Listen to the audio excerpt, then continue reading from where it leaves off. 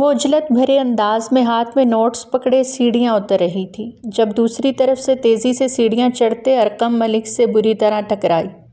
Notice تو ہاتھ سے چھوٹ کر جا بجا گر کے بکھرے ہی تھے، ساتھ ہی وہ خود بھی اپنا توازن کھو چکی تھی اور گرنے کو ہی تھی جب ارقم نے اسے کمر میں ہاتھ ڈالے ایک جھٹکے میں اپنی اور کھینچا تو وہ جو گرنے کے خوف سے آنکھیں بند کر چکی تھی اس کے چوڑے وجود سے جا ٹکرائی۔ اس نے ستارہ کو گرنے سے تو بچا لیا تھا مگر وہ جو پہلے ہی گرنے کے خوف سے بوکھلاہٹ کا شکار ہوئی تھی اب ارقم کی اس اچانک حرکت پر مزید سٹپٹا گئی۔ اس نے جیسے ہی آنکھیں کھولی اور چہرہ اٹھا کر بچانے والے کی جانب دیکھا تو سامنے لمبے چوڑے وجود کے ساتھ خوبصورت آنکھوں والا لڑکا اپنی تمام مردانہ وجاہت کے ساتھ اسے ہی یکٹک دیکھ رہا تھا، جو یونیورسٹی کی بہت سی لڑکیوں کا کرش تھا مگر وہ کسی لڑکی کو لفٹ نہیں کراتا تھا۔ اپنی ذات میں گم رہنے والا وہ مغرور شہزادہ مقناطیسی شخصیت کا مالک تھا۔ جبھی بہت سی لڑکیاں اس سے راہ و رسم بڑھانے کی خواہاں رہتیں مگر ارقم ملک کو ایسا کوئی شوق نہیں تھا۔ ہاں، آج پہلی بار ایسا کیا ہوا تھا کہ وہ سامنے لڑکی کے حسین چہرے کو دیکھ کر مسمرائز ہوا تھا۔ اس نے بہت سے حسین چہرے دیکھے تھے جو اسے اپنی اور یوں متوجہ نہیں کر پائے مگر اس چہرے میں ایسا کیا تھا کہ وہ نظریں ہٹانا ہی بھول گیا۔ سرمئی بڑی بڑی آنکھیں، گلابی ہونٹ اور رخسار، دودیا رنگت میک اپ سے مبرہ صاف شفاف چہرہ سیاہ دوپٹے کے حالے میں اس قدر حسین لگ رہا تھا کہ ارقم ملک کا جی چاہا وقت یہیں تھم جائے اور وہ اس پریوش کو نہارتا رہے۔ ستارہ کا نازک وجود ابھی بھی اس کی گرفت میں تھا۔ چھوڑیں مجھے، ستارہ نے ارد گرد دیکھتے بڑبڑاتے ہوئے کہا اور بکھرے نوٹس کو دیکھ کر جھنجھلاہٹ کا شکار ہوتی اپنا آپ ارقم کی گرفت سے آزاد کرانے لگی۔ ارقم ملک کو بھی جیسے اس لمحے ہوش آیا تھا۔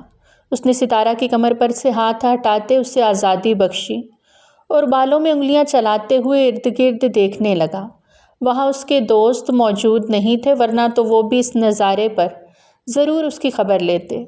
اس نے پھر سے ستارہ کی جانب نگاہیں مرکوز کیں جو اب سرعت سے نیچے جھکتی اپنے نوٹس اکٹھے کر رہی تھی۔ جانتی ہیں اگر میں بروقت آپ کو سہارا نہ دیتا تو اس وقت آپ خود بھی فرش پہ پڑی کراہ رہی ہوتی، سو آپ کو دیکھ کر چلنا چاہیے۔ ہر ہینڈسم بندے کو دیکھ کر ٹکرا جانا کوئی اچھی بات نہیں۔ ارقم نے قدرے جھکتے ہوئے طنز کیا تھا۔ تو فرش پہ کس کی وجہ سے پڑی ہوتی؟ آپ کی ہی وجہ سے۔ آپ نے مجھے تھام کر کوئی احسان عظیم نہیں کیا بلکہ اپنی غلطی ہی سدھاری ہے، سو اب احسان جتانے کی ضرورت نہیں ہے۔ اور رہی ہینڈسم کو دیکھ کر ٹکرانے کی بات تو مسٹر میرے پاس اتنا فالتو ٹائم نہیں کہ ہر کسی کو گھاس ڈالتی پھروں۔ ستارہ نے نوٹس اکٹھے کرتے دایاں آئی برو اٹھائے دو بدو جواب دیا اور اسے باور کرایا کہ غلطی بھی تو سراسر اسی ہی کی تھی، نہ وہ ٹکراتا اور نہ وہ گرتی۔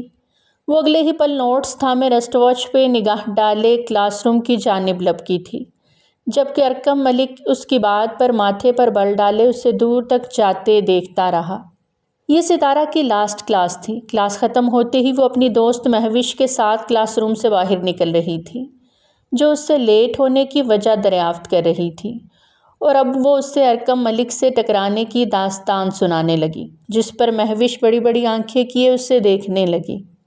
ارے واہ یار، تو اس ہیرو سے ٹکرائی اور میں نے وہ فلمی سین ہی مس کر دیا، مہوش نے پہلے تو خوشی سے چہک کر کہا، پھر اگلے ہی پل اسے افسوس بھی ہوا کہ وہ وہاں موجود کیوں نہیں تھی۔ اف، اس کی طرح تم بھی شروع ہو گئیں۔ وہ تو پہلے ہی خود کو کسی ریاست کا شہزادہ سمجھتا ہے جیسے، اوپر سے تم جیسی لڑکیوں نے ہی اس کا دماغ مزید خراب کر رکھا ہے۔ چلو اب دیر ہو رہی ہے، اس نے مہوش کو بازو سے کھینچتے ہوئے کوفت بھرے انداز میں کہا۔ ان کا رخ اپنے ہاسٹل کی جانب تھا۔ وہ دونوں روم میٹس بھی تھیں، اس لیے بھی ان میں کافی اچھی دوستی تھی کہ وہ اپنے دل کی بات آسانی سے ایک دوسرے سے کر لیا کرتی۔ مہوش جہلم کے ایک گاؤں سے لاہور میں تعلیم حاصل کرنے کے لیے آئی تھی، اس لیے اس کی مجبوری تھی کہ اسے ہاسٹل میں ہی رہنا تھا مگر ستارہ جس نے اپنے والد کو تو آج تک نہیں دیکھا تھا لیکن اس کی والدہ خود اسے ہر مہینے ملنے یہیں ہاسٹل میں ہی آ جایا کرتیں اور اسے ہر مہینے جیب خرچ کے لیے کچھ رقم بھی دے جایا کرتیں۔ ستارہ چھوٹی سی ہی تھی جب اس سے اس کی والدہ یہ کہہ کر خود سے دور کر گئیں کہ ان کے پاس گھر نہیں ہے، وہ خود جن کے گھر میں کام کرتی ہیں وہیں سرونٹ کوارٹر میں رہتی ہیں، لیکن بیٹی کو ساتھ نہیں رکھ سکتی۔ ستارہ چھوٹی عمر میں ہی ماں کی مجبوریوں کو سمجھ گئی تھی کہ اس کی ماں کیسے اس کی اچھی زندگی اور تعلیم کے لیے محنت کرتی ہے اور اس سے یہ دوری کاٹ رہی ہے۔ سو اس نے بھی عزم کیا تھا کہ وہ تعلیم مکمل کرتے ہی جاب کے لیے اپلائی کرے گی اور اپنی ماں کا سارا بوجھ اپنے کندھے پر لے کر انہیں سکون کی زندگی فراہم کرے گی۔ اس لیے وہ ہر وقت کتابی کیڑا بنی رہتی۔ یونیورسٹی میں بھی اس کے زیادہ دوست نہیں تھے، بس وہ اپنے کام سے کام رکھتی، مگر وہ نہیں جانتی تھی کہ آج کے واقعے کے بعد وہ کسی کی نظروں میں تھی۔ آج یونیورسٹی سے نکلتے ہی ارکم ملک نے اپنے خاص آدمی سے کہا تھا کہ اسے اس لڑکی کی ساری انفارمیشن جلد ہی چاہیے، کون ہے، کہاں رہتی ہے اور اس کے خاندان کے متعلق۔ شاید یہ لڑکی اس کے دل کو بھا گئی تھی، اس لیے وہ اس پر گہری نظر رکھنے والا تھا۔ ان کا لاسٹ سیمسٹر ہی تھا، اس کے بعد اسے دادا جی کے پاس واپس سرگودا لوٹ جانا تھا، اور پھر ان کی خواہش بھی تو پوری کرنی تھی کہ وہ اسے کب سے کہہ رہے تھے کہ ارکم اب شادی کر لو تاکہ اس حویلی کی رونقیں بحال ہو سکیں۔ ارکم ملک کو اس لڑکی کی ساری معلومات فراہم کر دی گئی تھیں، مگر حقیقت جاننے کے بعد وہ کچھ پریشان سا ہو گیا تھا۔ اس واقعے کے بعد وہ ستارہ کے سامنے نہیں آیا تھا، نہ ہی اس سے بات کرنے کی کوشش کی تھی۔ وہ لڑکی مکمل طور پر اس کی نگاہوں کے حصار میں تھی اور ساتھ ہی بری طرح اس کے حواسوں پہ بھی چھائی ہوئی تھی، مگر اس بات کا اظہار فی الحال اس نے کسی سے بھی نہیں کیا تھا۔ دوسری طرف چند ہی دن پہلے کی بات تھی کہ دادا جی اس سے ملنے لاہور آ گئے۔ اس کے لیے حیرانی کی بات یہ تھی کہ ایسا پہلی بار ہوا تھا، ورنہ وہ جب بھی اس کے لیے اداس ہوتے تو اسے اپنے پاس ہی بلا لیتے۔ یقیناً اس بار کچھ ایسا تھا جو وہ خود چلے آئے تھے۔ وہ پچھلے آدھے گھنٹے سے اپنے جم روم میں موجود تھا۔ جب ملازم نے اسے دادا جی کے آنے کی اطلاع دی تو وہ حیران ہوا کہ دادا جی آج صبح صبح آئے ہیں تو سب خیریت ہو۔ اپنے کثرتی وجود سے پسینہ خشک کرتے وہ جم روم سے باہر نکلا اور ملازم کو لاؤنج میں ہی ان دونوں کے لیے جوس لانے کا کہتے آگے بڑھ گیا۔ وہ جیسے ہی لاؤنج میں داخل ہوا تو انہیں وہیں صوفے پر برجمان پایا۔ وہ آگے بڑھ کر انہیں گرم جوشی سے گلے لگا گیا۔ دادا جی آپ نے زحمت کیوں کی، مجھے بلا لیا ہوتا۔ ارکم آج پہلی بار لاہور والے بنگلے پر دادا جی کو دیکھ کر خوش ہونے کے ساتھ خاصا حیران بھی ہوا تھا۔ جب ہی سوال کر گیا، بات ہی ایسی تھی کہ مجھے یہاں آنا پڑا۔ دراصل مجھے کسی اور سے بھی ملنا تھا، اپنی ایک امانت واپس لینی تھی اور اس میں مجھے تمہارا ساتھ چاہیے۔ اب سے وہ امانت میں تمہارے سپرد کروں گا اور تمہیں ہی اس کا خیال رکھنا ہوگا۔ اپنی بات کہتے ہی دادا جی نے ارکم کی جانب ایک لفافہ بڑھایا۔ وہ جو پہلے ہی ان کی باتیں سن کر کچھ الجھا سا تھا، وہ لفافہ تھامتے ہی فوراً اسے چاک کر گیا کہ شاید اس کی الجھن میں کچھ کمی ہو، لیکن اس لفافے سے جو برآمد ہوا اس نے ارکم کی الجھن کو مزید بڑھا دیا تھا۔ اندر ایک لڑکی کی تصویر تھی جو بہت ہی خوبصورت اور نازک سی دوشیزہ تھی۔ ارکم نے تصویر کو دیکھنے کے بعد سوالیہ نگاہیں دادا جی پر مرکوز کیں، جیسے پوچھ رہا ہو کہ یہ کون ہے؟ تمہیں اس لڑکی کا پتہ لگانا ہے اور پھر اس پر نظر رکھنی ہے کہ یہ ہماری امانت ہے۔ اب سے اس کی حفاظت تمہارے ذمہ ہے۔ ابھی کے لیے بس اتنا ہی جان لو، باقی کی کہانی میں تمہیں تمہاری پڑھائی مکمل ہونے کے بعد ہی بتاؤں گا، جب تمہیں یہ امانت سونپنے کا وقت ہوگا۔ اب میں چلتا ہوں، بس میرا کام مکمل ہوا۔ دادا جی یہ کہتے ہی لاؤنج کا صوفہ چھوڑ کر اٹھ کھڑے ہوئے۔ ارکم نے انہیں روکنا چاہا، مزید کچھ پوچھنا چاہا، مگر وہ نہ رکے اور نہ ہی مزید کچھ بتایا۔ اسے کئی سوالات کے ساتھ چھوڑ کر وہ رخصت ہو گئے، جس کے جواب شاید اسے خود ہی تلاشنے تھے۔ ان کے جانے کے بعد اس نے پھر سے اس تصویر کو دیکھا اور سرمئی آنکھوں کو دیکھتے ہی اس کے لبوں کو پہلی بار مسکراہٹ نے چھوا، کیونکہ پہلے کبھی بھی صنف نازک کا حسن اسے یوں زیر نہیں کر پایا تھا جیسے آج اس تصویر کو دیکھ کر وہ ایک سحر میں گم ہوا تھا، اور اس سے زیادہ تگ و دو نہیں کرنی پڑی۔ اس تصویر والی لڑکی کا ٹکراؤ جلد ہی اس سے یونیورسٹی میں ہو گیا، جس کے بارے میں اس نے خود ہی ساری معلومات بھی حاصل کر لیں۔ ایگزامز ہونے والے تھے۔ یونیورسٹی میں عام دنوں کی طرح اسٹوڈنٹس کا تانتا بندھا ہوا تھا، جب گراؤنڈ میں بیٹھے دو گروپس میں جھگڑا چھڑ گیا اور بات بڑھتے بڑھتے ہاتھا پائی تک پہنچ گئی۔ ایک گروپ ارکم ملک کے دوستوں کا تھا تو دوسری طرف کا گروپ زین شاہ کے دوستوں کا تھا، جس کے والد سیاستدان تھے، اور ارکم کی طرح اس کے گروپ کے بھی سارے لڑکیاں لڑکے ہی امیر کبیر اور اثر و رسوخ والی فیملیز سے بلونگ کرتے تھے۔ اسی ہاتھا پائی اور بڑھتے جھگڑے کا نتیجہ یہ نکلا کہ وہاں کچھ فاصلے سے گزرتی مہوش اور ستارہ پر زین کی نگاہ پڑ گئی، جو اپنی زیرک نگاہوں کے پیش نظر اتنا تو جان ہی چکا تھا کہ وہ ارکم ملک جو لڑکیوں سے بات تک کرنا پسند نہیں کرتا، آج کل ستارہ پر مکمل طور پر نگاہ رکھے ہوئے ہے۔ سو اس سے بدلہ لینے کا یہ بہترین موقع تھا کہ اس کی منظور نظر کو وہ اٹھوا لیتا، اور اس نے اپنے دوستوں کو اشارہ کر کے جھگڑا وہیں ختم کر دیا اور باہر کی طرف نکلنے لگے، کیونکہ وہ مہوش اور ستارہ کو باہر کی طرف جاتے دیکھ چکا تھا۔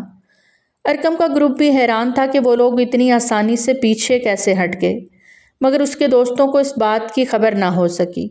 ارکم ملک کی کمزوری زین شاہ کے ہاتھ لگ چکی تھی۔ ارکم نے اپنے ایک آدمی کو پکا ستارہ کی حفاظت پر مامور کر رکھا تھا، جو یونیورسٹی آتے جاتے اس کی حفاظت کرتا۔ زین شاہ نے یونیورسٹی سے باہر نکلتے ہی ستارہ کو چک کر اپنی گاڑی میں زبردستی بٹھا لیا، اور پھر نہ تو ستارہ اور نہ ہی مہوش کی دہائیاں اور شور کسی کام آ سکا۔ کوئی اسے بچانے آگے نہیں آیا تھا۔ وہ اس سے لیے وہاں سے نکل گیا۔ مہوش وہیں کھڑی خوف سے اس گاڑی کو جاتا دیکھتی رہی، تو ستارہ گاڑی کے اندر بے بس بیٹھی شور مچاتی اسے گاڑی روکنے کا بولتی رہ گئی۔ ملک کے آدمی نے فوراً اسے اس حادثے کی فون پر اطلاع دی اور خود ساتھ ساتھ زین شاہ کی گاڑی کا پیچھا کرنے لگا۔ ارکم ملک نے جیسے ہی یہ خبر سنی، اس کے وجود کا سارا خون نچڑ کر اس کے چہرے پر آ گیا۔ غصے سے مٹھیاں بھینجتے وہ تیزی سے اپنی گاڑی کی طرف لپکا، اور پھر وہ اپنے آدمی کے بتائے ہوئے راستے پر گاڑی دوڑاتے تھوڑی ہی دیر میں زین شاہ کی گاڑی کو اوورٹیک کر چکا تھا۔ اس نے زندگی میں کبھی ایسی ہارش ڈرائیونگ نہیں کی تھی۔ اس کے ساتھ ہی اس کے گارڈز کی گاڑی بھی تھی۔ ارکم نے ایک جھٹکے سے گاڑی کو روکا اور نیچے اتر کر زین کی جانب کا دروازہ کھولتے اسے خونخوار نظروں سے گھورتا گھسیٹتے ہوئے گاڑی سے باہر نکال گیا۔ مرد ہے تو مرد بن کے لڑ، میرے ساتھ مقابلہ کر، عزت پہ ہاتھ ڈالے گا تو ہاتھ کاٹ ڈالوں گا۔ ارکم اسے گاڑی سے نکالتے ہی دھاڑا تھا۔ ایک طوائف کی بیٹی کے لیے تم مجھ سے لڑے گا؟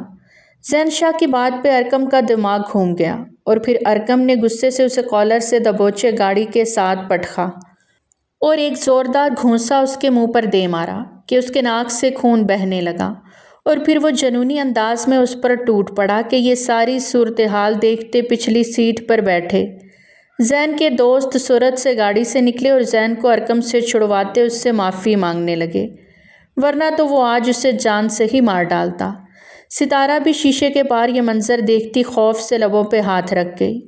دل تو کرتا ہے یہی گاڑ دوں، مگر کبھی تو بھی دوست تھا، اس لیے آخری غلطی سمجھ کے جانے دے رہا ہوں، مگر آئندہ ایسی بکواس کی تو ہرگز نہیں بخشوں گا۔ غصے سے شہادت کی انگلی اٹھائے وہ اسے وارن کر کے اب دوسری طرف آ گیا، جہاں ستارہ ڈری سہمی سی شیشے کے پار یہ منظر دیکھتی روئے جا رہی تھی کہ آخر وہ کس مشکل میں پھنس گئی تھی۔ اب کہ ارکم نے گاڑی کا فرنٹ ڈور اوپن کیا، جہاں ستارہ سہمی سی روئی روئی آنکھوں کے ساتھ بیٹھی تھی، اس نے فوراً سے بیشتر ستارہ کو کلائی سے دبوچے گاڑی سے باہر نکالا اور خونخوار نگاہوں سے زین کو گھورنے لگا، جس کے دوست اس کے فوری ایکشن پر حیران ہی تو رہ گئے تھے۔ زین ادمری حالت کے ساتھ پیچھے بیٹھا، جبکہ اس کے دوست نے ڈرائیونگ سیٹ سنبھالی اور سائڈ سے گاڑی نکالتا وہاں سے نکل گیا کہ ارکم ملک کو وہ پھر دیکھ لیں گے۔ جبکہ ارکم نے ستارہ کو فرنٹ ڈور اوپن کرتے اپنی گاڑی میں لا بٹھایا تو وہ مزید رونے لگی کہ ایک گنڈے سے بچ کر اب دوسرے گنڈے کے ہاتھ لگ گئی تھی۔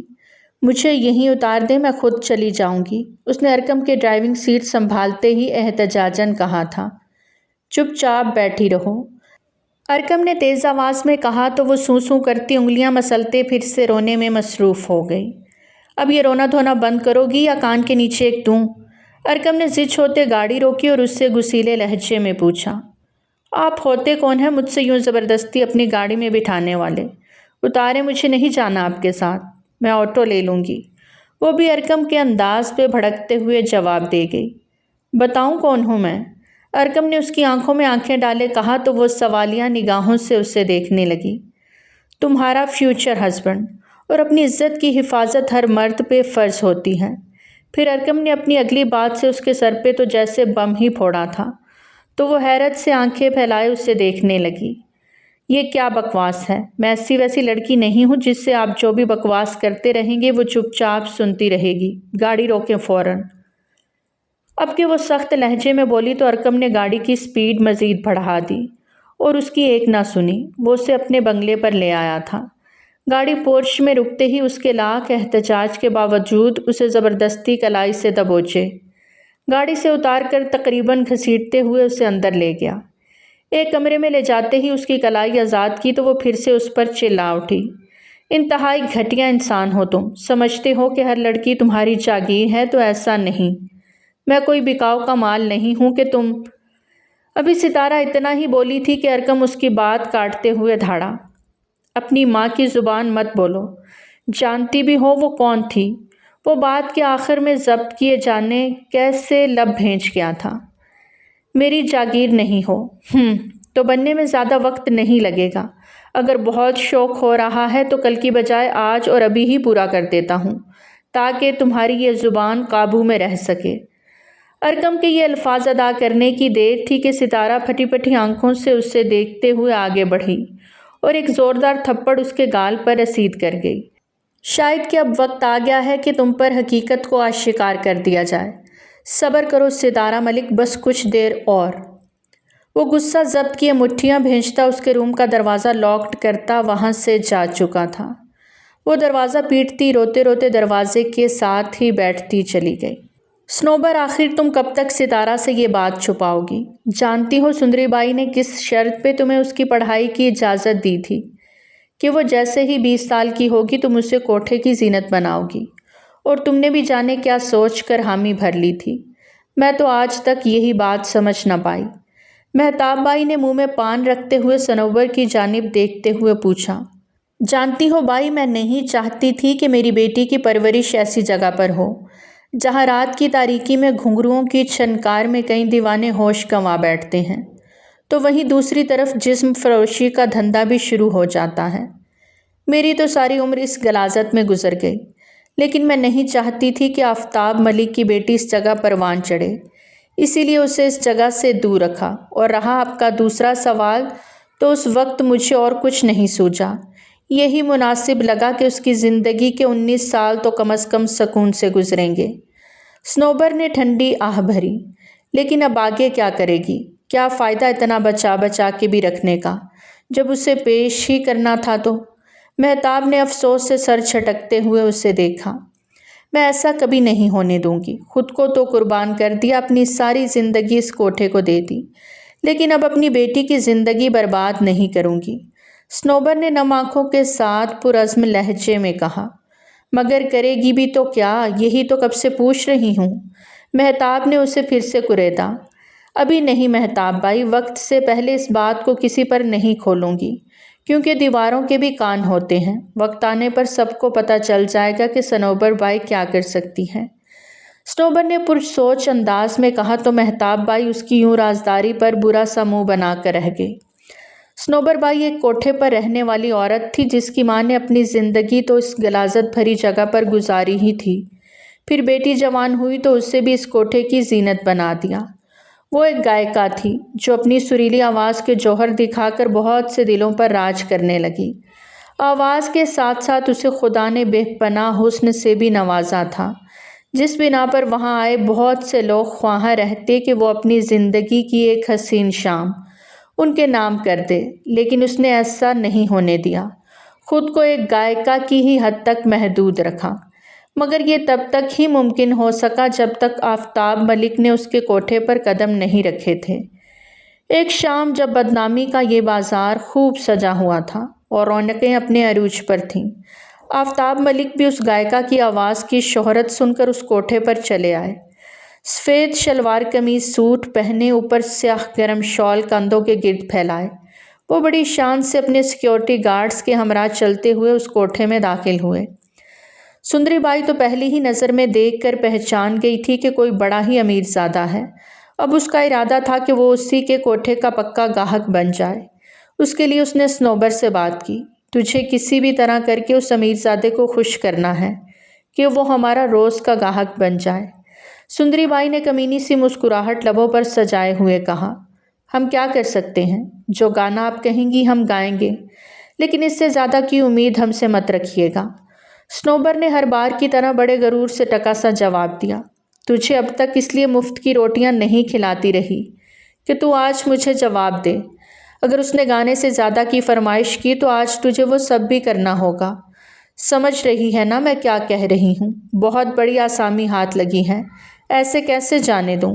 اس نے سنوبر کو ڈھکے چھپے انداز میں بہت کچھ باور کروایا کہ سندری بائی کی بات پر وہ کانپ اٹھی۔ جانتی تھی کہ یہاں موجود ہر لڑکی ہر رات اس کڑے امتحان سے گزرتی ہے اور اب اسے بھی کانٹوں کے اس خاردار رستے سے گزرنا تھا۔ یہ سوچ کے ہی اس کا جسم لرز اٹھا۔ اچھا سا تیار ہو کر فوراً باہر آ جا، ایسے امیرزادے زیادہ دیر انتظار نہیں کرتے، اور سن اگر تو نے اسے مایوس کیا تو پھر دیکھنا میں تم دونوں ماں بیٹی کے ساتھ کیا کرتی ہوں۔ اس لیے اچھے سے سمجھ لے، یہیں اس کوٹھے پہ ہی تو پلی بڑی ہے، اب ایسی بھی کیا لا علمی اور بھول پن کہ تو ایک مرد کو نہ لبھا سکے۔ سندری اپنی بات کہتی جا چکی تھی جبکہ سنوبر سرخ لباس پہنے سجی سنوری سی کھڑی، اب اپنے آنسو صاف کرتی اپنے چہرے پر جالی دار گھونگھٹ ڈالے دل کو مار کر باہر کی طرف قدم بڑھانے لگی، جہاں اس کے بہت سے مداح ہاتھوں میں نوٹوں کی گڈیاں لیے گاؤ تکیے سے ٹیک لگائے اس کے منتظر بیٹھے تھے۔ لیکن ان سب کے بیچ سندری بائی آفتاب ملک کی خوب آؤ بھگت میں لگی تھی۔ اس کی ایک لڑکی ابھی ٹرے میں خاص مشروب رکھے آفتاب کے سامنے رکھ گئی، جو چہرے پر ناگواری سجائے اس گائکا کا منتظر تھا جس کی اس نے کافی تعریف سن رکھی تھی۔ میرا وقت بہت قیمتی ہے، مجھے لگتا ہے کہ مجھے اب چلنا چاہیے، اس نے کلائی پہ بندھی بیش قیمت گھڑی پہ وقت دیکھتے تیز لہجے میں سندری بائی سے کہا، جو اس وقت اس سے یہ پوچھنے آئی تھی کہ اسے کسی اور چیز کی ضرورت تو نہیں۔ لیکن اب آفتاب ملک کی بات سن کر اس نے اپنی ایک لڑکی کو اشارہ کیا کہ وہ جلدی سے سنوبر کو باہر لے آئے۔ ارے حضور ناراض کیوں ہوتے ہیں؟ لڑکی بس آ رہی ہے، آپ یہ مشروب پئیں، آخر کو آپ پہلی بار ہمارے مہمان ٹھہرے ہیں تو آپ کو ایسے کیسے جانے دے سکتے ہیں؟ سندری نے مشروب کا گلاس اس کی سمت بڑھاتے ایک ادا سے کہا۔ درمیانی عمر کی وہ عورت زرق برق سے آراستہ سجی سنوری بیٹھی مسکراہٹ اچھالتے اپنے اس ناراض گاہک کو منانے کی کوشش کر رہی تھی۔ جب اپنے پیچھے گھنگروؤں کی جھنکار سنائی دی تو آفتاب ملک نے اس کی اوٹ سے جھانک کر دیکھا تو ایک حسین دوشیزہ چہرے پر گھونگھٹ ڈالے ہلکے ہلکے قدم اٹھاتی اسی طرف آ رہی تھی۔ اس کے ساتھ ہی ایک کم عمر حسین لڑکی پیروں میں گھنگرو باندھے چھن چھن کرتی چلی آ رہی تھی۔ وہ سرخ لباس والی لڑکی جیسے ہی اس ہال کے درمیان میں بیٹھی تو سب مرد تکیہ چھوڑ کر آہ بھرتے سیدھے ہو بیٹھے۔ وہ سب ہمیشہ سے ہی اسے بنا گھونگھٹ کے دیکھنے کے مشتاق تھے، لیکن ان کا یہ خواب ہی رہا۔ آفتاب ملک بھی اسے دیکھتے ہی وہ مشروب کا گلاس لبوں سے لگا گیا تو سندری بائی مسکراتے ہوئے اب اس کے سامنے سے ہٹ گئی تھی۔ 2 گھونٹ بھرتے ہی اس نے گلاس واپس ٹرے میں رکھ دیا تھا کیونکہ دوسری طرف وہ لڑکی اب اپنی آواز کا جادو جگا چکی تھی اور اس کے سروں کا اور حسن کا نشہ اس مشروب سے کہیں زیادہ آفتاب ملک کے سر چڑھ کر بولنے لگا۔ سنوبر نے جیسے ہی گانا شروع کیا تو وہ لڑکی اس کی حسین آواز کے تال میل کے ساتھ خوبصورت انداز میں رقص کرنے لگی۔ پوری محفل پہ اس کی خوبصورت آواز کا سحر سا طاری ہو گیا تو مداحوں نے ہاتھوں میں پکڑی گڈیوں میں سے پیسے نکال کر اس پہ پھینکنے شروع کر دیے۔ آفتاب ملک پہلی بار کسی ایسی جگہ پر آیا تھا اور یہاں لانے والا کوئی اور نہیں اس کا دوست فرحان آغا تھا جو اکثر ہی یہاں آتا رہتا تھا، مگر ایک ضروری کال کے آنے پر وہ محفل ادھوری چھوڑ کر وہاں سے چلا گیا، جبکہ آفتاب ملک اس سامنے بیٹھی لڑکی کے سحر میں گم ہونے لگا اور یہ منظر سندری بائی کی آنکھوں سے پنہا نہ رہا، جو بہت دلچسپی سے یہ سارا منظر دیکھ کر من ہی من میں خوش ہو رہی تھی۔ گانے کے اختتام پر سندری کے کہنے پر نہ چاہتے ہوئے بھی تمام مرد محفل برخاست ہونے پر بے دلی سے وہاں سے نکلتے چلے گئے، مگر ایک آفتاب ملک تھا کہ جو اب مخمور نگاہوں سے اس لڑکی کو وہاں سے اٹھ کر اندر جاتے دیکھ رہا تھا۔ آپ کی آنکھوں کی چمک کو دیکھ کر لگتا ہے آپ ہماری رانی سے ملاقات کے خواہاں ہیں۔ سندری بائی ان سب کو رخصت کرنے کے بعد اب خوشی سے آفتاب ملک کے پاس بیٹھی پوچھنے لگی، لیکن میں نے تو سنا تھا کہ آج تک اس سے ملاقات کا شرف کوئی حاصل نہیں کر سکا، بس اب دور سے ہی اسے دیکھ کر آنکھوں کی پیاس بجھاتے ہیں۔ آفتاب ملک نے اپنے گارڈز کو اشارہ کیا تو وہ وہاں سے ہٹ کر اب باہر گاڑی کے پاس رک کر اس کا انتظار کرنے لگے۔ ان کے جاتے ہی اس نے سندری بائی کی بات کا جواب دیا تھا۔ ہاں، آپ نے بالکل ٹھیک سن رکھا ہے حضور، یہ خوش نصیبی فقط آپ کے ہی حصے میں آئی ہے، کیونکہ ہماری رانی ہمارے لیے بہت قیمتی ہے، انچھوئی ہے وہ حسن کی دیوی، اور اب تک ہمیں یہی لگتا تھا کہ کوئی بھی اس کی قیمت ہمیں دے نہیں پائے گا، مگر آپ کو آج دیکھ کر یہاں ہماری رائے بدل گئی ہے۔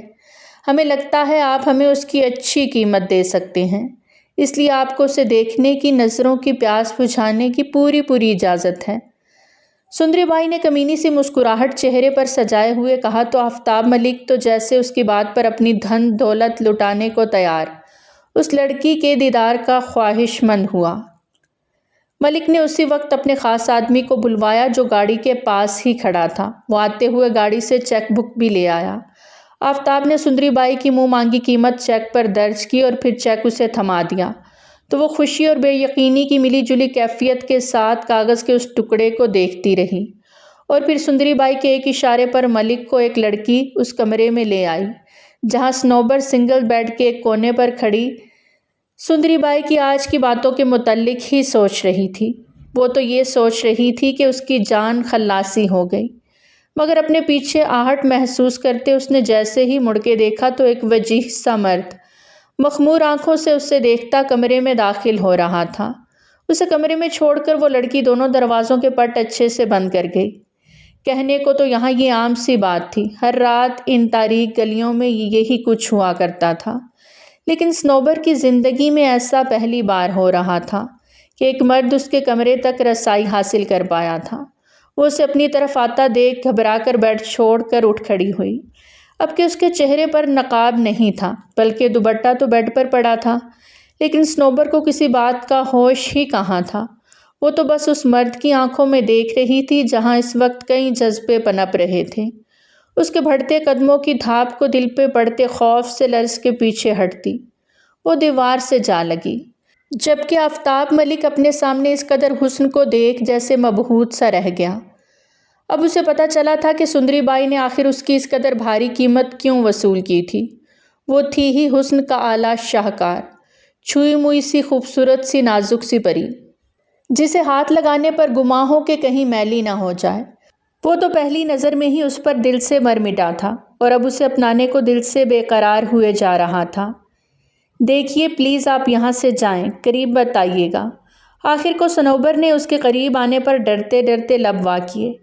ڈرو نہیں، میں یہاں تمہاری معصومیت کو روندنے نہیں آیا، بلکہ میں تو تمہیں اپنانے کا خواہش مند ہوں۔ کیا تم میرے دل کی رانی بنو گی؟ آفتاب ملک نے کچھ ہی فاصلے پہ کھڑے اپنے دل میں مچلتے جذبوں پر قابو پاتے اس سے سوال کیا تو وہ پل بھر کو رکی سانسوں کے ساتھ یک ٹک اسے دیکھے گئی۔ کیسا عجیب مرد تھا نا جو اس سے اس کی رضامندی پوچھ رہا تھا، جبکہ یہاں آنے والے مرد جب ایک لڑکی کے لیے اپنی جیب ہلکی کرتے ہیں تو پھر اپنا معاوضہ پورا کیے بنا کہاں جاتے ہیں۔ لڑکی کے جذبات و احساس کی پرواہ کیے بنا وہ اسے روند کر اپنی دلی تسکین کے بعد وہاں سے چلتے بنتے ہیں، اور یہ مرد آج اس سے انوکھی ہی بات کر رہا تھا۔ تم نے جواب نہیں دیا، کیا مجھ سے شادی کرو گی؟ آفتاب ملک کی اگلی بات پر اس دم سادے خوف میں ڈوبی لڑکی کو حیرت کا جھٹکا لگا۔ وہ اس سے نکاح کرنے کی بات کر رہا تھا۔ اس نے ہمیشہ ہی تو تمنا کی تھی کہ کوئی خوبصورت سا شہزادہ نجات دہندہ بن کر آئے اور اس کا ہاتھ پکڑ کر اس تاریک اور غلیظ قید خانے سے بہت دور اسے اپنی خوبصورت دنیا میں لے جائے، اور ہمیشہ اس کی سہیلیاں اس کی اس بات پر اس کا خوب مذاق اڑایا کرتیں کہ ایسا بھلا کب ہوتا ہے، یہاں مرد اپنی زندگی کی الجھنوں سے تنگ ہو کر کچھ دیر سکون کے لمحے گزارنے آتے ہیں، بھلا ہم جیسی عورتوں کو کون اپنے گھر کی زینت بنانا چاہے گا؟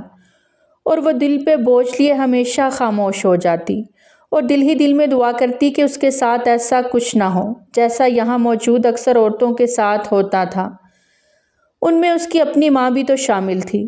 مرد یہاں عورت کے ساتھ وقتی دل لگی کرتے، ان سے تسکین حاصل کرتے اور پھر ناجائز اولاد ان کی جھولی میں ڈال کر ایسے غائب ہوتے کہ دوبارہ مشکل سے ہی ادھر کا رخ کرتے، کیونکہ اب اپنے گناہ سے نظریں ملانے کی ان میں ہمت ہی کہاں ہوتی کہ اس بچے کو اپنا نام دے سکتے، بلکہ کہیں تو صاف منہ پہ ہی کہہ جاتے، ہمیں کیا معلوم کس کی اولاد ہے جو یہ گناہ تم مجھ پر تھوپ رہی ہو۔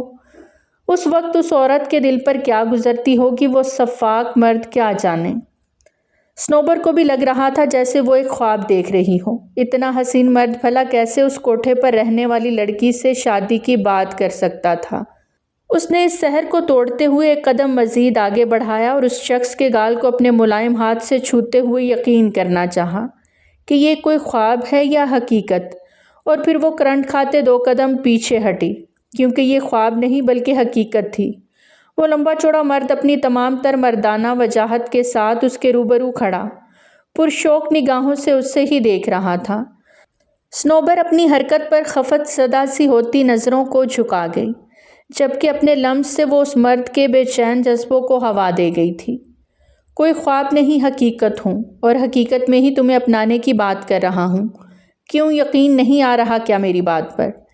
اب کہ ملک نے بھی دل کے ہاتھوں مجبور ہو کر اس کے نرم گال کو چھونے کی جسارت کرتے ہوئے بہت محبت سے سوال کیا تو سنوبر لرز کے مزید دیوار سے جا لگی۔ اگر آپ سچ کہہ رہے ہیں تو ہمیں منظور ہے، بھلا ہم کیوں اس قید خانے سے چھٹکارا نہیں چاہیں گے؟ اگر آپ ہمیں یہاں سے لے جائیں گے تو تمام عمر آپ کی کنیزی میں ہی گزار دیں گے۔ سنوبر نے نگاہیں جھکائے ہوئے ہی اقرار دیا تو ملک اس کی بات پر مسکرا اٹھا۔ پھر اس نے وہیں کھڑے کھڑے اپنے خاص آدمی کو فون کیا جو نیچے گاڑی کے پاس ہی کھڑا تھا، اور پھر تھوڑی ہی دیر میں نکاح خواہ سمیت اس کے آدمی گواہان کے طور پر اندر داخل ہوئے۔ سندری بائی انہیں اندر آتے دیکھ لمحے بھر کو ٹھٹک کر گاؤ تکیے کی ٹیک چھوڑ کر اٹھی۔ یہ سب کیا ہو رہا ہے؟ وہ فوراً سے ان آدمیوں سے سوال پوچھ بیٹھی، جبکہ آفتاب بہت محبت سے بیٹھ سے اس کا دوپٹہ اٹھا کر اسے اڑائے، پھر سے اس کے چہرے پر گھونگھٹ ڈالتا باہر سے آتی آوازیں سن کر اسے وہاں بٹھا کر باہر آ گیا تھا۔ میں نکاح کر رہا ہوں اور سنوبر کو بھی رخصتی کروا کر اپنے ساتھ ہی لے جاؤں گا۔ ملک نے باہر آتے ہی سندری بائی کا منہ بند کرانا چاہا۔ آپ ایسا نہیں کر سکتے، میں اس کی شادی نہیں کروں گی، سندری نے تو ٹوک لہجے میں کہا تو ملک کا خاص آدمی سندری بائی پر گن تانے آگے بڑھا۔ خبردار جو خلل ڈالنے کی کوشش کی تو ملک صاحب نکاح کرنا چاہتے ہیں تو یہاں کوئی انہیں نہیں روک سکتا۔ اسے میں اپنے لیے پسند کر چکا ہوں تو کبھی نہیں چاہوں گا کہ کسی غیر مرد کی نگاہ اس پر پڑے، اس لیے اس گندگی کے ڈھیر سے نجات دلانے کے لیے اسے بہت باعزت طریقے سے اپنا بنا کر ساتھ لے جا رہا ہوں۔ کسی میں ہمت نہیں کہ مجھے روک سکے۔ تمہیں جتنی رقم چاہیے مل جائے گی، مگر اب ایک اور لفظ نہیں، ملک جلال بھرے انداز میں بولا تھا۔ ٹھیک ہے، شوق سے لے جائیں، لیکن کچھ دن بعد وہ یہیں لوٹ کر آئے گی، کیونکہ کوٹھے میں رہنے والی لڑکیوں کا نصیب اس کوٹھے سے زیادہ کا نہیں ہوتا۔ ان کے حصے میں لے دے کر یہی چھت، چند دن کی شہرت اور کبھی کبھی چند روز کی دی گئی عزت آتی ہے، جس کی مدت زیادہ دیر کے لیے نہیں ہوتی۔ اپنے سر پر گن تانے دیکھ سندری بائی اندر تک تل ملا اٹھی، لیکن اس وقت خاموشی سے اجازت دینے کے سوا کوئی چارہ بھی تو نہیں تھا، کیونکہ اپنی جان نہیں گنوانا چاہتی تھی۔ مگر اس نے بڑے زوم میں یہ دعویٰ کیا تھا کہ ستارہ اس کے پاس لوٹ کر ضرور آئے گی، اور اب اسے رہ رہ کر خود پر غصہ آ رہا تھا کہ اس نے تو خود اپنے پیر پر کلہاڑی ماری ملک کو سنوبر کا گاہک بنا کر، مگر وہ تو اس کے سب سے زیادہ بیش قیمت ہیرے کو یہاں سے چرا لے جانے کی بات کر رہا تھا۔ لیکن اس سب میں ایک سنوبر کی ماں ہی تھی جو کہ خوش تھی کہ اس کی بیٹی کو یہاں سے نجات مل جائے گی اور شاید اب وہ ایک اچھی زندگی گزار سکے گی۔ نکاح ہو چکا تھا۔ ایجاب و قبول کے بعد مولوی صاحب تو فوراً وہاں سے رخصت ہو گئے۔ سنوبر کی ماں نے جلدی سے اس کے چند جوڑے بیگ میں ڈالتے ہوئے اسے تھمایا اور نم آنکھوں سے بیٹی کو ڈھیروں دعائیں دے گئیں، جبکہ ملک بھی اپنی گھونگھٹ میں چھپی دلہن کا ہاتھ تھامے تیزی سے وہاں سے باہر نکلا۔ سنوبر کی ماں تو بہت خوش تھی کہ آخر آج سنوبر کا خواب پورا ہو گیا اور ایک شہزادہ پوری عزت سے اسے اس گلیز جگہ سے نکال کر لے جا رہا تھا۔ انہوں نے اپنی بیٹی کو ڈھیروں دعاؤں کے ساتھ رخصت تو کر دیا، لیکن نہیں جانتی تھیں کہ آگے ان کی بیٹی کا نصیب کیا ہوگا۔ سندری بائی تو اس سب میں پیچ و تاب کھا کے رہ گئی کہ کیسے ملک اس کی آنکھوں کے سامنے اس کوٹھے کی زینت کو چٹکیوں میں اپنی عزت بنا کر لے اڑا تھا۔ اندر ایک آگ تھی جو بھڑک رہی تھی۔ انہیں صنوبر واپس چاہیے تھی، کسی بھی قیمت پر، مگر کیسے؟ اس کے جاتے ہی وہ غصے سے یہی سوچ رہی تھیں۔ ملک اپنی دلہن کو لے کر شہر والے بنگلے پر پہنچا۔ وہاں اس کا استقبال کرنے والا تو کوئی نہیں تھا، لیکن وہ خوش تھی کہ کم از کم اس جہنم سے تو نکل آئی تھی، جہاں ہر رات ایک خوف کنڈلی مارے اس کے دل میں بیٹھا رہتا کہ کب سندری بائی اس کی بولی لگا دے، اور پھر اسے نہ چاہتے ہوئے بھی اپنے آپ کو نیلام کرنا پڑتا، جیسے وہاں موجود ہر دوسری لڑکی خود کو کرتی تھی۔ ملک کے اشارے پر ایک ملازمہ صنوبر کو ساتھ لیے اس کے کمرے میں چھوڑ گئی۔ ملازمہ کے جانے کے بعد اس نے گھونگھٹ کی اوٹ سے دیکھا تو وہ کمرہ کافی کشادہ مگر نفاست سے سجا ہوا تھا۔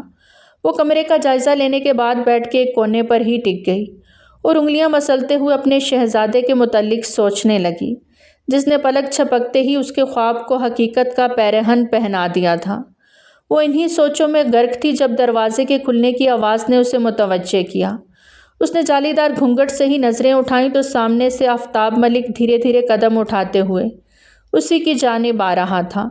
اس کے دل کی دھڑکنیں منتشر ہونے لگیں۔ ملک نے اس کے پاس بیٹھتے ہی گھونگھٹ الٹا اور کچھ لمحے پرشوق نگاہوں سے اسے دیکھنے کے بعد محبت پاش لہجے میں گویا ہوا، جانتی ہو صنوبر، تم بہت حسین ہو کہ تمہارے بے مثال حسن نے پہلی ہی نظر میں میرے دل کو تسخیر کر لیا۔ پھر کیسے ممکن تھا کہ آفتاب تمہیں وہاں مزید چھوڑتا؟ اب سے یہ تمہاری جگہ ہے۔ ملک نے دل کے مقام پر انگوٹھا ٹھوکتے ہوئے وثوق سے اسے اس کی اہمیت بتائی تو وہ شرما کے رہ گئی۔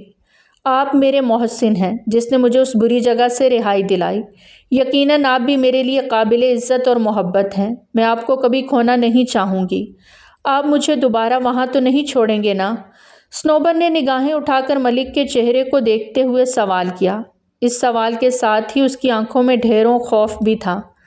ارے کیسی باتیں کرتی ہو جانے آفتاب، ایک مرد اپنی عزت کی حفاظت اپنی جان پر کھیل کر بھی کرتا ہے۔ تم اب میری عزت ہو اور میں مر کر بھی ایسا نہیں ہونے دوں گا، بلکہ اب سے تم عزت و احترام کے ساتھ میری بیوی کی حیثیت سے زندگی گزارو گی۔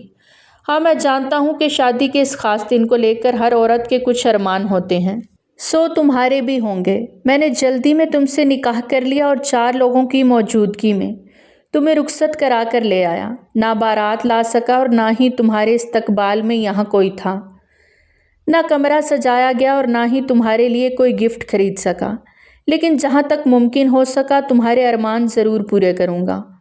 میں آج ابھی اس خوبصورت رات کو گواہ بنا کر تمہیں اپنا آپ سونپتا ہوں۔ میری زندگی میں تم سے پہلے کوئی عورت نہیں تھی۔ اس خوش کن اقرار کے ساتھ تمہیں بھی اپنی محبت میں پور بھگونے کا خواہش مند ہوں۔ کیا تم اس تحفے کو قبول کرتے ہوئے میرا ساتھ دو گی؟ ملک آفتاب نے صنوبر پر اپنی محبت کا سحر پھونکا تو اس کے چہرے پر حیا کی لالی بکھر گئی۔ مجھے آپ کے سوا کچھ اور نہیں چاہیے، اور آپ کو پا لینے کے بعد نہ ہی اس دل میں کوئی اور ارمان باقی ہے۔ میری زندگی میں بھی آپ سے پہلے کوئی مرد نہیں آیا اور نہ ہی اب کوئی آئے گا۔ آپ میری زندگی میں شامل ہونے والے پہلے اور آخری مرد ہیں۔ صنوبر نے بھی محبت کی چاشنی اس کی سماعتوں میں گھولتے اپنا آپ اس کے سپرد کر دیا تو 2 نفوس رات کو گواہ بنا کر ایک دوسرے کی محبت میں گم ہوتے چلے گئے۔ نئے دن کا آغاز ہوا تو ایک حسین صبح صنوبر کے دل کے آنگن میں اتری، کیونکہ صنوبر اپنے محبوب کی باہوں میں تھی اور یہ احساس ہی مسحور کن تھا۔ وہ اسے مسکراتے ہوئے نیند میں ڈوبا سوتے ہوئے دیکھ رہی تھی۔ جب آفتاب کے موبائل پر آنے والی فون کال نے اسے تو متوجہ کیا ہی تھا، ساتھ ہی آفتاب کو بھی نیند سے بیدار کر دیا۔ اس نے ادکھلی آنکھوں کے ساتھ میز پر ہاتھ مارا تو موبائل پکڑتے ہی پوری آنکھیں کھل گئیں۔ اس کے دادا تراب ملک کی کال تھی۔ یقیناً انہیں بھی اس کی شادی کی اطلاع مل گئی ہوگی، جبھی انہوں نے آج صبح ہی کال کر ڈالی تھی۔ آفتاب تم جہاں بھی ہو جلدی سے گاؤں پہنچو، ہمیں تم سے ضروری بات کرنی ہے۔ فون کان سے لگاتے ہی سلام دعا کے بعد ملک صاحب نے بنا کوئی سوال جواب کیے سنجیدہ لہجے میں حکم صادر کیا تو آفتاب ٹھیک ہے کہتا کال کاٹ گیا۔ فریش ہو جائیں، پھر ناشتہ کرتے ہی ہمیں گاؤں کے لیے نکلنا ہے۔ دادا جی کی کال تھی، انہوں نے گاؤں بلایا ہے۔ آفتاب نے فون واپس میز پہ رکھتے ہی پہلو میں لیٹی صنوبر سے کہا، اگر انہوں نے مجھے قبول نہ کیا تو کیا آپ مجھے چھوڑ دیں گے؟ स्नोबर ने बेसाख्ता ही गुज़िश्ता रात वाला सवाल दोहराया।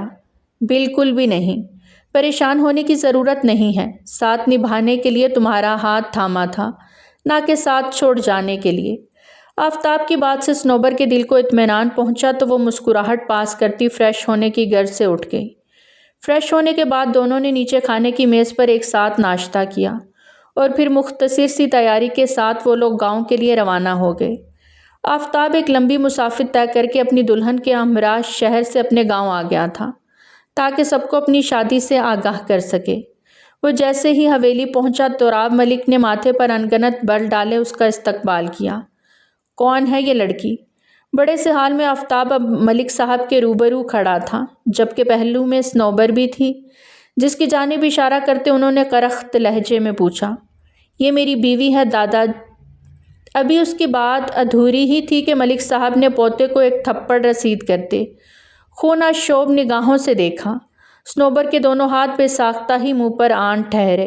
वो फटी फटी आंखों से आफताब को तो कभी उसके दादाजी को देख रही थी, जबकि आफताब का चेहरा उनकी अगली बात पर ज़ब्त से लाल पड़ गया। कोठे से लाई हुई लड़कियां कब से हमारे ख़ानदान की इज्जत बनने लगी। इसे फ़ौरन वहां वापस छोड़ कर आओ जहां से लाए हो। ऐसी लड़की की हमारे घर और ख़ानदान में कोई जगह नहीं। उन्होंने सख्त लहजे में हुक्म सादिर किया तो अब के आफताब ने स्नोबर को अपने बाजू के हिसार में लिया, जिसकी आंखों में खौफ की परछाइयाँ थीं। उसके वापस वहाँ जाने का तो सवाल ही पैदा नहीं होता दादाजी। अब ये मेरी इज्जत है और अपनी इज्जत की हिफाजत कैसे की जाती है ये मैं अच्छे से जानता हूँ। अगर इसकी इस घर में कोई जगह नहीं तो ठीक है, फिर मैं इसे लेकर वापस शहर चला जाता हूँ, लेकिन इसे छोड़ूंगा नहीं। आफताब की आंखों और लहजे से साफ साफ बगावत झलक रही थी। रुक जाओ आफताब, उसको उल्टे कदम लेते देख मलिक साहब ने तेज़ आवाज़ में कहा। क्या इस रोज़ के लिए तुम्हें पाल पोस कर बड़ा किया कि तुम आज मेरी आंखों में आंखें डालकर एक पराई लड़की के लिए खड़े हो जाओ? तुम्हारे बाबा और माँ के इंतकाल के बाद मैं ही तुम्हारा सहारा बना था, याद है? मगर आज एक बाहर की लड़की के लिए इस उम्र में तुम मुझे बेसहारा करके जा रहे हो। मलिक साहब ने पैंतरा बदला और पोते के रंग ढंग देख उसे इमोशनल ब्लैकमेल करने लगे। ऐसा नहीं है दादाजी, इस जहान में आप ही मेरे लिए सबसे अहम हैं। लेकिन ये भी तो सोचें, ये लड़की अब गैर नहीं रही, बल्कि आपके पोते की बीवी बन चुकी है और मैं एक रात इसके साथ गुजार चुका हूँ, इसे मुकम्मल तौर पर अपना चुका हूँ, तो अब कैसे इसे छोड़ दूँ?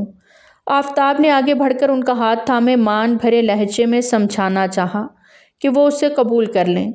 मलिक साहब नहीं चाहते थे कि बेटे के बाद अब पोते से भी हाथ धो बैठें, इसलिए उन्होंने कुछ सोचते हुए ज़ब्त का दामन थामा और एक चाल चली।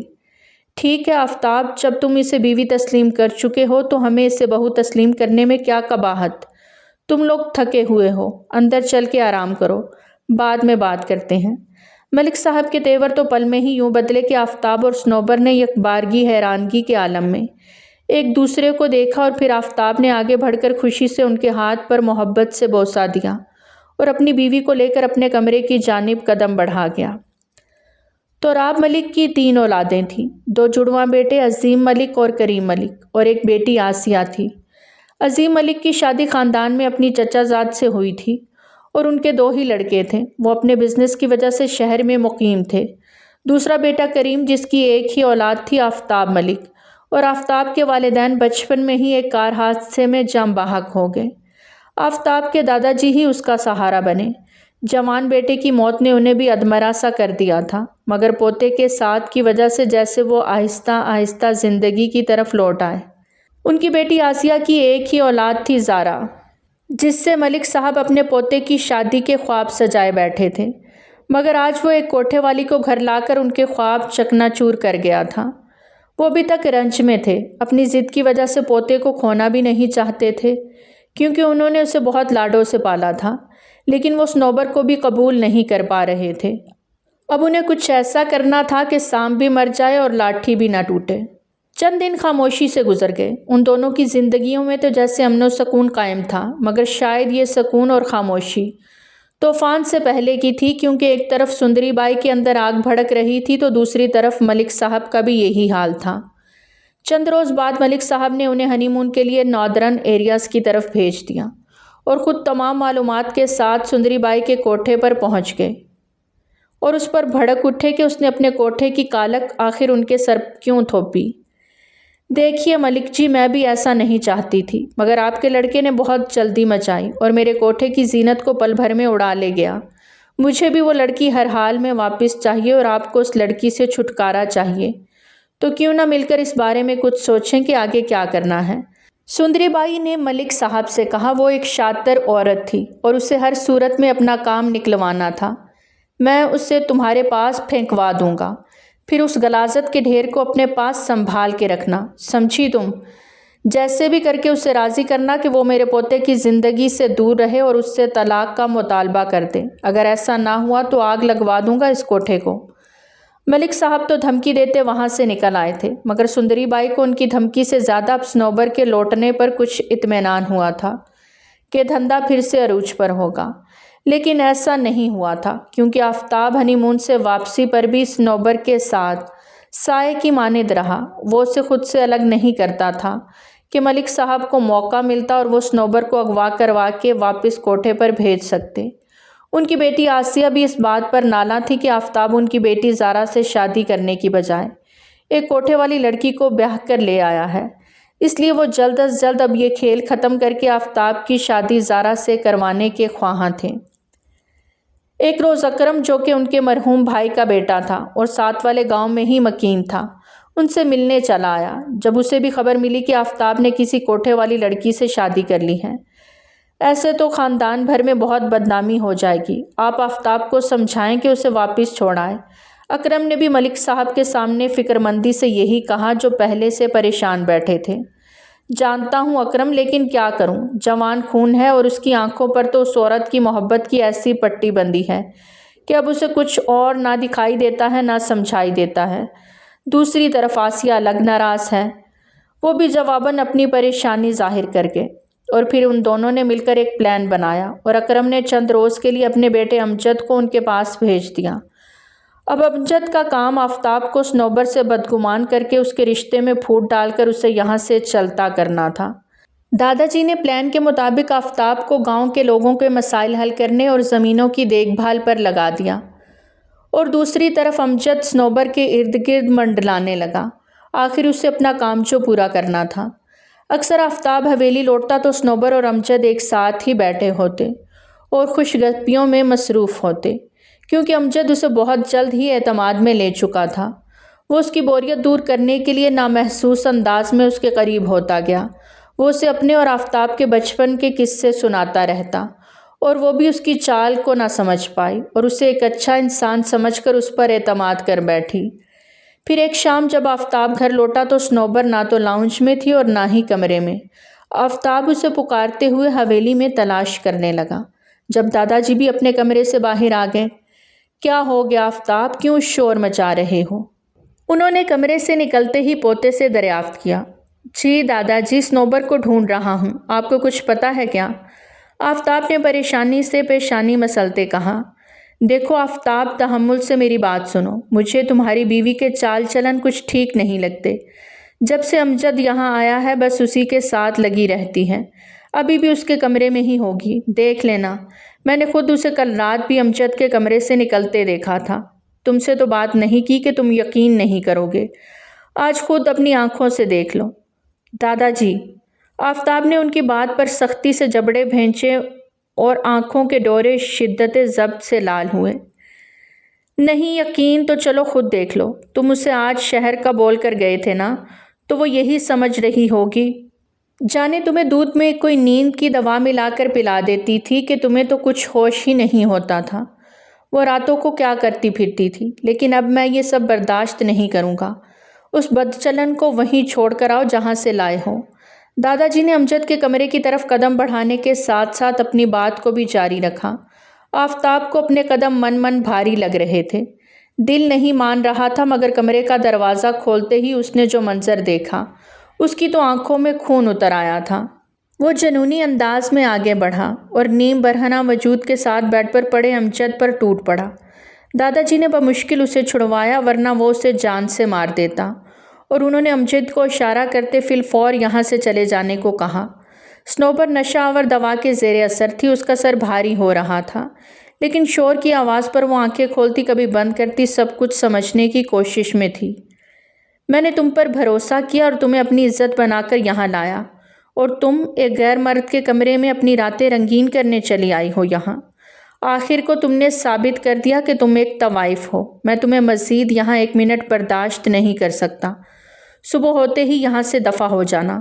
میں آفتاب ملک اپنے پورے ہوش و حواس میں۔ صنوبر بی بی، تمہیں طلاق دیتا ہوں، طلاق دیتا ہوں، طلاق دیتا ہوں۔ آفتاب تو غصے سے پھنکارتا پل میں ہی اسے اپنی زندگی سے بے دخل کر گیا، جبکہ صنوبر کو اپنی صفائی میں کچھ کہنے کا موقع ہی نہ دیا۔ اسے تو سمجھ ہی نہیں آیا کہ اس کے ساتھ ہوا کیا ہے۔ ایسا لگا جیسے حویلی کی چھت اس پر دھڑام سے آن گری ہو۔ آفتاب نے میز پر پڑے اس حرام مشروب کی بوتل اٹھا کر دیوار پر دے ماری، جو محض پلان کے مطابق اسے بدگمان کرنے کے لیے وہاں رکھی گئی تھی۔ وہ اچھی خاصی توڑ پھوڑ کے بعد غصے سے باہر نکل گیا اور پھر رات بھر حویلی نہیں لوٹا۔ وہ یوں ہی گاؤں کی کچی سڑکوں پر گاڑی دوڑا رہا تھا کہ اچانک اس کی گاڑی ان بیلنس ہوتی کھائی میں جا گری۔ اگلے روز ریسکیو ٹیم کی مدد سے اس کی ڈیڈ باڈی برآمد کر لی گئی۔ صنوبر پر تو جیسے قیامت ہی ٹوٹ پڑی تھی۔ دوسری طرف دادا جی کی حالت بھی اس سے کچھ الگ نہیں تھی۔ آخر روتے ہوئے انہوں نے صنوبر کے سامنے اپنی غلطی کا اعتراف کرتے اس سے معافی بھی مانگی، جس کی آنکھوں میں اداسی، سرد مہری اور سب کچھ کھو دینے کا غم درج تھا۔ وہ اس کی دنیا اجاڑ کر اب اس سے معافی مانگنے چلے آئے تھے۔ آفتاب کا اسے طلاق دے دینا اور پھر اس کی موت کا صدمہ اس پر یوں اثر انداز ہوا کہ اس کی طبیعت بگڑنے لگی۔ اسے ہاسپٹل پہنچا دیا گیا، جہاں ڈاکٹر نے نوید سنائی کہ وہ ماں بننے والی ہیں۔ دوسری طرف دادا جی کو بھی دل کا دورہ پڑا اور وہ ہاسپٹل پہنچ گئے۔ پوتے کی موت نے پھر سے جوان بیٹے کی موت کی یاد تازہ کر دی تھی۔ عظیم، جو پہلے ہی بھتیجے کی موت کی خبر سنتے گاؤں پہنچ چکے تھے، اس کی آخری رسوم ادا کرنے کے بعد اب اپنے بابا کے پاس ہاسپٹل میں ہی موجود تھے۔ دیکھو عظیم بیٹے، میرے پاس وقت بہت کم ہے۔ اب تک اپنے فیصلوں میں تم آزاد تھے، لیکن اب تمہیں شہر کو چھوڑ کر واپس گاؤں حویلی آنا ہوگا اور اپنی ذمہ داری نبھانی ہوگی۔ گاؤں کے لوگوں کو تمہاری ضرورت ہے۔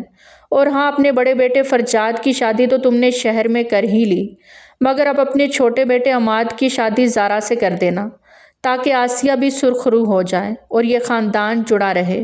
اور آفتاب کی بیوی کے پاس آفتاب کی آخری امانت ہے۔ وقت آنے پر اس سے وہ امانت لے لینا، مگر اسے یہاں روکنا مت کہ آفتاب اسے طلاق دے چکا ہے۔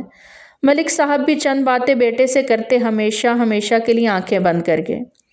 عظیم نے ایک اچھے بیٹے کی طرح باپ کی وصیت پر عمل کیا۔ وہ اپنا تمام بزنس بڑے بیٹے کو سونپتے خود چھوٹے بیٹے کے ہمراہ گاؤں شفٹ ہو گئے۔ فرجاد کی شادی 2 سال پہلے ہی انہوں نے اپنے دوست کی بیٹی سے کی تھی، جس کا اب 1 سال کا بیٹا بھی تھا، ارقم ملک۔ سال کے بعد انہوں نے اپنے بیٹے عماد کی شادی بہن کی بیٹی زارا سے کرا دی۔ صنوبر کو وہ بچہ ہونے تک وہیں رکھنا چاہتے تھے، مگر وہ تو آفتاب کی تدفین کے بعد ہی چھپتی چھپاتی گاؤں سے نکل کر شہر آ گئی، اور جیسے ہی وہ گاؤں کی بس سے اتری، سندری کے آدمی اسے زبردستی واپس کوٹھے پر لے آئے۔ وہ کب سے اسی انتظار میں تو تھی اور اس پر نظر بھی رکھے ہوئے تھی۔ صنوبر وہاں اسی جگہ پر آ کر بہت روئی اور اس کی ماں بھی غمگین تھی، مگر ایک سندری بائی تھی جو بہت خوش تھی کہ اس کے کوٹھے کی بہار لوٹ آئی ہے۔ پھر جب اسے پتہ چلا کہ وہ امید سے ہے، تو اس کا فیصلہ بھی اس نے اپنے ہاتھ میں لے لیا۔ اگر بیٹا ہوا تو ملک صاحب کو منہ مانگے دام کے عوض دوں گی، لیکن اگر بیٹی ہوئی تو اس سے ہم اپنے پاس رکھیں گے، ملکوں کو بھنک بھی نہیں پڑنے دوں گی۔ لیکن نہیں جانتی تھی کہ ملک تو اس بات سے بہت پہلے سے آگاہ تھے۔ یوں وقت بیتا اور صنوبر کو اللہ نے بیٹی کی رحمت سے نوازا۔ سندری بائی کی تو خوشی کا ٹھکانہ ہی نہیں تھا، مگر صنوبر اپنی بیٹی کو اس جگہ رکھنے کی روادار نہیں تھی۔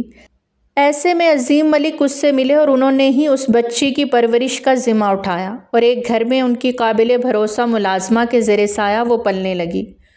اور پھر جیسے ہی بڑی ہوئی اسے ہاسٹل بھیج دیا گیا۔ سندری اس بات سے لا علم تھی۔ صنوبر چاہتی تھی کہ وہ اسے 19 سال کی عمر تک خود سے دور رکھے گی، پڑھائی لکھائے گی، پھر جیسا سندری کہے گی وہ ویسا ہی کرے گی۔ 19 سال تک تو ویسے بھی وہ اس کے کسی کام کی نہیں تھی، لہٰذا وہ اس کی بات مان گئی کہ صنوبر تو اب بھی اس کے کوٹھے پر ایک گائکا کی حیثیت سے موجود تھی۔ اب وقت آ گیا تھا کہ عظیم ملک اپنی امانت صنوبر سے واپس لے لیتے۔ وہ خود بھی یہی چاہتی تھی، مگر ارقم نے تو حالات کے پیش نظر پہلے ہی اسے نظر بند کر لیا تھا، کیونکہ وہ بھی ساری حقیقت جان چکا تھا، پھر اپنے خاندان کی عزت کو ایسے کیسے لاوارث چھوڑ دیتا۔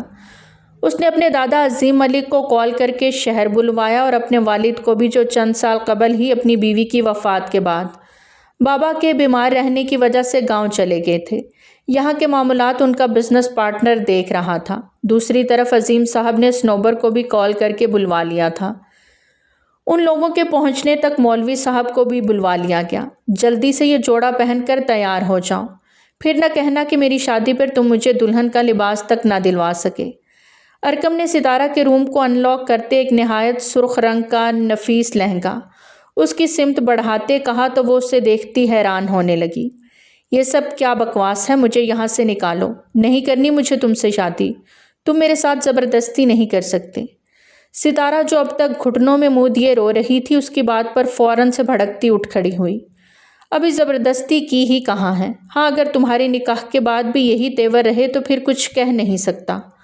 ارکم نے مبہم مسکراہٹ کے ساتھ اسے دیکھا تو اس کی ذومعنی گفتگو پر وہ غصے سے لال ہوتی اسے گھورنے لگی۔ انتہائی بے شرم انسان ہو، دور ہٹو۔ کس نے کہا تم سے کہ میں یہ نکاح کروں گی؟ ستارہ اس کے چٹانی سینے پر ہتھیلیاں جمائے اسے خود سے دور کرنے کی کوشش میں تھی، مگر وہ تو جوں کا توں کھڑا اسے اپنی کوشش میں ہلکان ہوتے دیکھ مسکرا رہا تھا۔ یہ تم جیسی نازک جان کے بس کی بات نہیں، بہتر ہے کہ تیار ہو جاؤ۔ ارکم نے اس کے رخسار پر گرے بالوں کو کان کے پیچھے اڑ سے محبت سے کہا تو وہ اس کے لمس پہ کرنٹ کھاتی دور ہوئی۔ تمہاری ہمت کیسے ہوئی مجھے چھونے کی؟ دور رہو مجھ سے۔ وہ خوفزدہ آنکھوں سے اسے گھورتی شہادت کی انگلی اٹھائے اسے وارن کرنے لگی۔ ٹھیک ہے، بس کچھ دیر اور، پھر تم مکمل میری دسترس میں ہوگی، پھر دیکھوں گا کہ تم مجھے کیسے روکتی ہو۔ ارکم اپنی بے باک گفتگو سے اس کے چہرے کے اتار چڑھاؤ دیکھتا محظوظ ہو رہا تھا کہ اتنے میں سنوبر بھی ملازمہ کے ہمراہ اس طرف آتی دکھائی دی۔ ستارہ ماں کو وہاں دیکھ کر خاصی حیران ہوئی۔ پھر اس کی ماں نے آج اسے تمام تر سچائیوں سے روشناس کرایا تو وہ جی جان سے لرز اٹھی۔ ماں کے کہنے پر وہ تیار ہو گئی۔ پھر عظیم ملک اور فرجاد ملک کے آتے ہی نکاح کی رسم بھی ادا ہو گئی۔ سنوبر نے آج اپنے انجام سے بے خبر اپنی بیٹی کو محفوظ ہاتھوں میں سونپ کر اس کے فرض سے سبکدوش ہو گئی تھی۔ وہ بندر سے پرسکون تھی کہ آفتاب ملک کی امانت کو اس نے اس کے اپنوں کو سونپ دیا تھا۔ اس کی قسمت میں تو کوٹھے کی تاریکی تھی ہی تھی، لیکن بیٹی کی زندگی اس نے آج بدل دی تھی۔ ستارہ تو ابھی تک حیرتوں کے سمندر میں غوطہ زن تھی جو اس کی ماں نے اسے بتائی تھیں، اور پھر کمرے کے دروازے کے کھلنے کی آہٹ پر اس کا دل جیسے پسلیاں توڑ کر باہر آنے کو بے قرار ہوا۔ ارکم ملک کوئی اور نہیں بلکہ ستارہ ملک کا چچا زاد ہی تھا، جو اب اس پر ہر طرح کا حق رکھتا تھا۔ وہ دھیرے سے دروازہ بند کر کے پلٹا اور اس کی جانب بڑھتے ہوئے اس کے روبرو جا بیٹھا۔ ستارہ کی پلکوں کی لرزش محسوس کرتے وہ دھیمے سے مسکرایا۔ مسز ارکم، کیا اب اجازت ہے چھونے کی؟ ارکم کا لہجہ اس قدر شوخ تھا کہ وہ شرم سے لال پڑتی نگاہوں کو مزید جھکا گئی، ہاتھوں کی انگلیوں کو ایک دوسرے میں مسلنے لگی۔ وہ اس سے 1 سال بڑا تھا، مگر اپنے کثرتی وجود کی وجہ سے وہ اس سے 4-5 سال بڑا لگتا تھا، اور وہ نازک سی موم کی گڑیا اس کی قربت کا سوچ کے ہی لرز اٹھی۔ کیا ہوا؟ اب تو حق رکھنے کے باوجود اجازت مانگ رہا ہوں، یا آپ چاہتی ہیں کہ زبردستی مسلط؟ ارکم نے اپنی بات ادھوری چھوڑتے اسے جی جان سے لرزایا تو وہ پلکوں کی جھالر اٹھائے بے یقینی سے اس کی آنکھوں میں جھانکنے لگی، جہاں شرارت اور ارکم ملک کی محبت کا جہان آباد تھا۔ جانتا ہوں سب حقیقت جان کر تم کچھ اداس اور افسردہ ہوگی، لیکن فکر نہیں کرو، ارکم ملک کا وعدہ ہے کہ تمہاری موم کو بھی اس جگہ سے رہائی دلوا کر تمہارے پاس ہی لے آؤں گا۔ اب اپنا موڈ ٹھیک کر لو کہ آج کی رات اتنے ہینڈسم شوہر کے ہوتے تمہارا اداس ہونا نہیں بنتا۔ ارکم کی پہلی بات پر اسے سکون ملا تو اس کی دوسری بات پر اس کے لب مسکراہٹ میں ڈھلے، اور پھر ارکم نے دھیرے سے جھکتے اس کی مسکراہٹ کو اس کے لبوں سے چرانے کی کوشش کی۔ 1 منٹ، میرا منہ دکھائی کا گفٹ؟ ستارہ نے پیچھے ہٹتے اس کے ارادوں میں مخل ہوتے ہتھیلی بڑھاتے کہا۔ ابے یار، وہ تو میں بھول ہی گیا، سب کچھ اس قدر ہنگامی انداز میں ہوا کہ مجھے یاد ہی نہیں رہا۔ ارکم نے عذر تراشا۔ تو ٹھیک ہے، پھر جب گفٹ ملے گا تب بھی آپ کو بھی آپ کا حق ملے گا، ستارہ نے شوخ لہجے میں کہتے بیٹھ چھوڑتے وہاں سے اٹھنے کی کوشش کی، جب ارکم نے اسے کلائی سے تھامے اپنی اور کھینچا اور وہ اس پر آن گری۔ یہ رہا آپ کا منہ دکھائی کا تحفہ۔ ارکم نے فوراً سے ہاتھ میں پکڑی چین اس کے گلے کی زینت بناتے کہا۔ تو وہ اس اچانک افتاد پر دم بخود سی اسے دیکھے گئی۔ آپ کی خواہش کا احترام ہم نے کیا، اب آپ ہماری خواہش کا کچھ احترام کریں۔ یہ کہتے ہی ارکم نے اسے سنبھلنے کا موقع نہیں دیا تھا۔ ستارہ کے الفاظ اس کے منہ میں ہی دب گئے اور وہ محبت کی گھٹا بن کر اس پر پوری طرح چھانے لگا۔ وہ بھی پور اس کی محبت میں خود کو بھگوتی، خود کو مکمل طور پر اس سے سونپ چکی تھی۔ یوں دو خاموش محبت کرنے والے دل ایک ساتھ دھڑکے اور آج ایک ہو گئے تھے۔ تو پیارے ریڈرز، آج کی کہانی تھی یہیں تک۔ کیسی لگی آپ کو ہماری آج کی کہانی؟ کمنٹ سیکشن میں اپنی قیمتی آراء کا اظہار ضرور کریں۔ بہت جلد ملتے ہیں ایک نئی کہانی کے ساتھ، تب تک ہمیں دیجیے اجازت۔ ٹل دین ٹیک کیئر، اللہ حافظ۔